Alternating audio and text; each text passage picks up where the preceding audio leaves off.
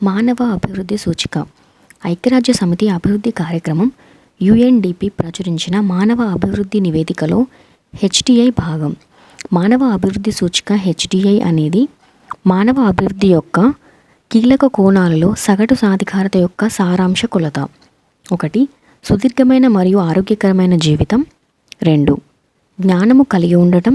3. సరైన జీవన ప్రమాణం. దేశాల వర్గీకరణ. 1. చాలా ఎక్కువ మానవ అభివృద్ధి హెచ్డిఐ 0.900 మరియు అంతకంటే ఎక్కువ. 2. అధిక మానవ అభివృద్ధి హెచ్డిఐ 0.800 నుంచి 0.899. 3. మధ్యస్థ మానవ అభివృద్ధి హెచ్డిఐ 0.500 నుండి 0.799. 4. తక్కువ మానవ అభివృద్ధి హెచ్డిఐ 0.500 కంటే తక్కువ. మధ్యస్థ మానవాభివృద్ధి విభాగంలో భారతదేశం ఉంది.